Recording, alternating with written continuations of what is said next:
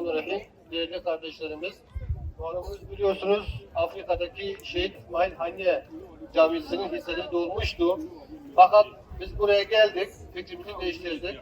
Camimizin daha fazla büyük bir camiye ihtiyaç duyduğunu gördük burada. Çünkü cami konumu hem yol üzeri hem Müslümanların çoğunlukla olduğu bir bölgede olduğu için biz bu camimizi 100 metrekare değil de 150 metrekare inşaatını inşallah gerçekleştireceğiz. Tabii ki burada da 30-40 hissemiz daha olacak inşallah. Bu konuda katkı sunan kardeşlerimiz olursa hisselerini alabiliriz inşallah. Ve arkadaşlarımızın zaten caminin temelini attılar. Camimiz inşallah kısa bir süre içerisinde inşaatı bitecek. Açılışını inşallah tekrardan siz değerli kardeşlerimize göndereceğiz. Allah-u Teala hepinize razı olsun. Allah-u Teala hayrınızı kabul etsin inşallah. Afrika Uganda'dan selamlar diyoruz. Selamun Aleyküm ve Rahmetullahi ve Berekatuhu. Aleykümselam ve Rahmetullahi ve Berekatuhu. Rabbim hayırlarını kabul etsin inşallah. Bismillahirrahmanirrahim. Allahu Ekber. Bismillahirrahmanirrahim.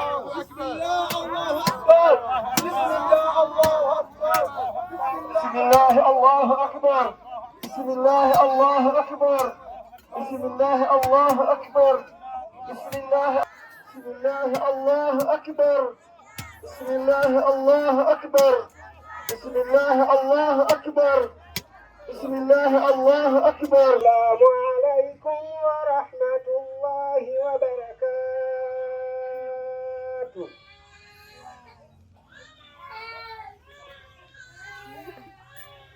As-salatu lishar, midlaqu lkhayr.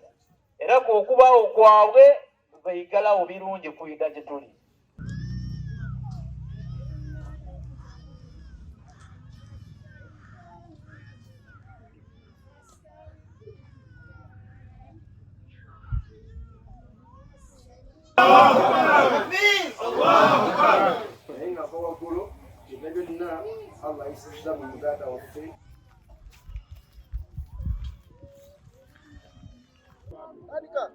اللهم يا أول الأولين ويا آخر الآخرين ويا راحم المساكين ويا ذا القوة المتين ويا أرحم الراحمين اللهم تقبل هذه الصدقة يا رب العالمين اللهم تقبل هذا العمل يا رب العالمين اللهم اجزه يا رب العالمين اللهم اجزه جزاء خيرا يا رب العالمين اللهم تقبل هذا العمل يا رب العالمين اللهم ارحمنا يا رب العالمين وانصرنا على على القوم الكافرين يا رب العالمين اللهم انصرنا وانصر إخواننا في غزة يا رب العالمين وانصر إخواننا في فلسطين يا رب العالمين اللهم انصرنا وانصر المسلمين في كل مكان يا رب العالمين اللهم ارحمنا يا رب العالمين وارحم أمة محمد صلى الله عليه وسلم يا رب العالمين اللهم تقبل هذا العمل يا رب العالمين اللهم تقبل هذا العمل يا رب العالمين اللهم ارحمنا وارحم أمة محمد صلى الله عليه وسلم وصل اللهم على سيدنا محمد وعلى آله وصحبه وسلم والحمد لله رب العالمين.